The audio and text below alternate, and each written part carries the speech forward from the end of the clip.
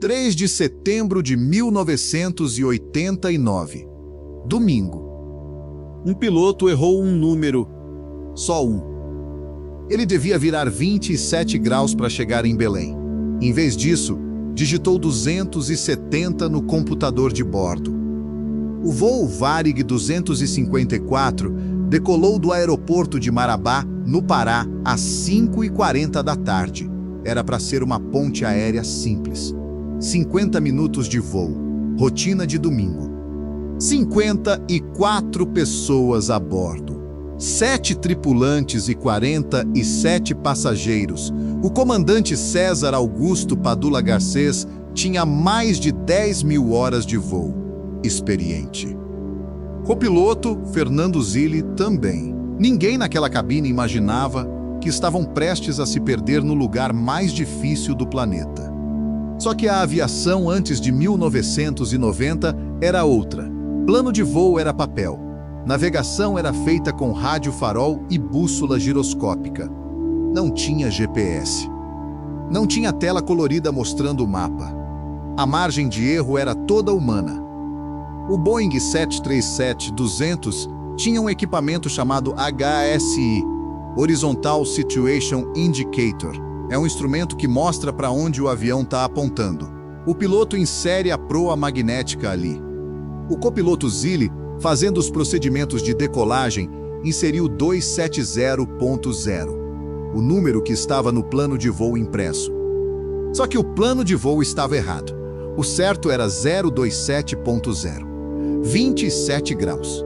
Ele digitou 270, oeste, exatamente para o lado oposto. Ninguém percebeu. O avião decolou, subiu para 35.000 pés e virou para o oeste, para o coração da Amazônia, para o meio do nada.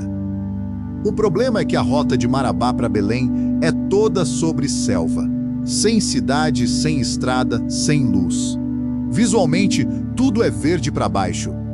Depois de 1 hora de voo, Belém não apareceu no radar. O comandante estranhou. Chamou no rádio. Silêncio. Eles já estavam fora do alcance de qualquer torre de controle. Estavam sozinhos. O comandante Garcês olhou o mapa. Achou que o vento de proa estava mais forte que o previsto. Era a explicação lógica. Ele decidiu corrigir a rota virando mais para o sul, tentando cortar caminho. Só que ele já estava centenas de quilômetros a oeste de onde achava que estava. Ao virar para o sul, ele entrou mais fundo na selva, mais longe de qualquer rota aérea.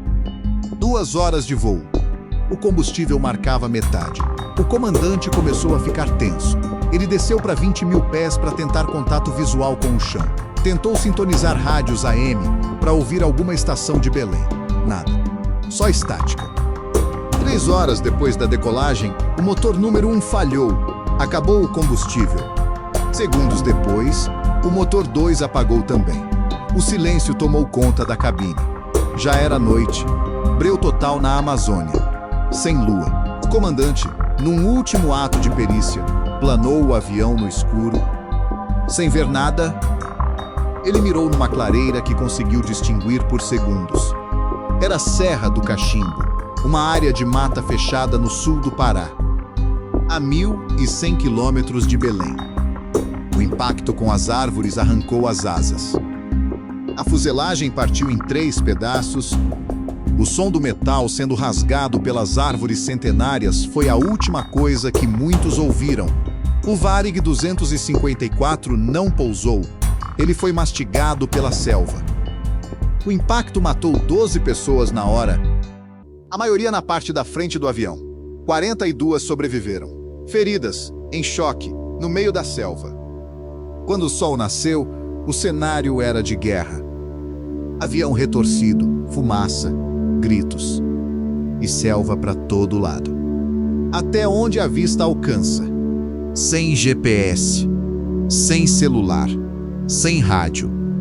O rádio de emergência do avião não funcionou. E eles esperaram. Sobreviventes juntaram água da chuva, dividiram comida. O comandante, mesmo ferido, organizou o grupo. Esperaram um dia. Os aviões de busca vão chegar, eles pensaram. Veio o segundo dia. Nenhum barulho de motor no céu. Ninguém veio.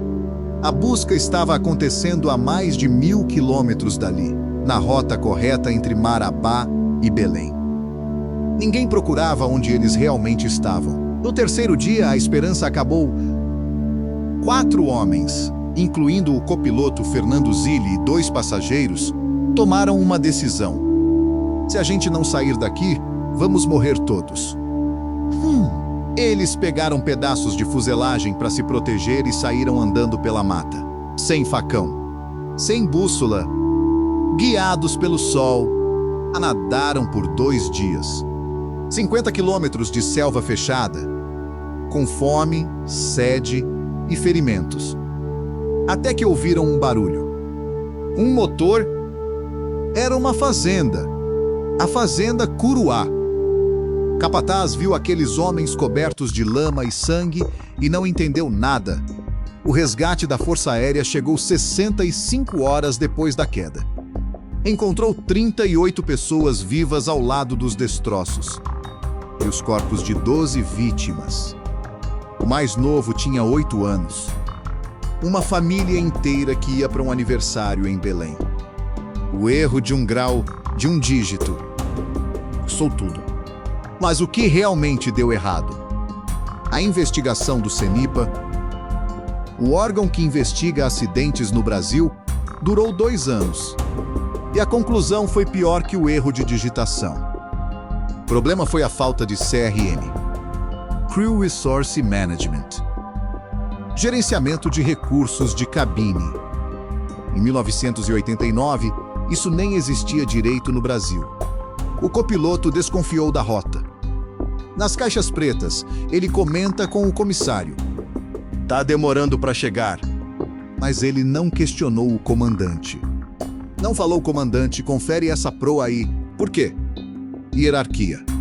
A cultura na aviação dos anos 80 era militar. O comandante era o dono do avião. A palavra dele era lei. Questionar era visto como insubordinação, como desafio à autoridade. O copiloto preferiu ficar quieto a criar problema. O Varig 254 não caiu por causa de um número. Caiu porque o sistema permitia que um único erro, sem checagem, matasse todo mundo. Depois do Varig 254, o Brasil mudou para sempre. A investigação criou a base do que hoje é a ANAC, a Agência Nacional de Aviação Civil. CRM virou treinamento obrigatório para todo piloto. A frase questionar é segurança entrou nos manuais. GPS virou item obrigatório em voos comerciais. Hoje, o plano de voo é digital. Ele é enviado para o avião por computador. Se o piloto digita uma proa errada, o sistema apita. A tela fica vermelha. Ele compara a rota com um mapa. A máquina não deixa mais o humano errar sozinho. O voo 254 também mudou a busca e salvamento. Hoje todo avião tem um ELT, Emergency Locator Transmitter. Ele dispara um sinal via satélite no impacto. Em 1989, eles não tinham isso. Esperaram 65 horas perdidos. A lição do 254 é brutal, mas simples. Questionar salva vidas. Na aviação, na medicina, na engenharia e na sua vida. Se o copiloto tivesse insistido, se tivesse dito comandante, me mostra esse número. Se alguém na Torre de Marabá tivesse ligado para Belém e falado o 254 não chegou, confere aí. 12 famílias estariam completas hoje. Um único grau. Um dígito. Foi o que separou o destino de uma chegada rotineira de uma tragédia no coração da Amazônia. O Varig 254 nos ensinou que, no céu e na terra, o silêncio diante do erro é o caminho mais curto para o desastre. E você, na sua vida, na sua carreira, nos seus planos, já conferiu sua rota hoje? Ou você está voando para o lado oposto sem perceber? Se essa história te impactou, inscreva-se no Lógica Reversa. Toda semana, a gente analisa o erro por trás do caos. E na próxima sexta, o cenário muda das selvas do Pará para as águas do Rio de Janeiro. Bateau Mouche. Como a ganância transformou o Réveillon mais luxuoso do Brasil em um pesadelo submerso. Qual dessas tragédias mais marcou você? Comenta aqui embaixo. A gente se vê na próxima rota.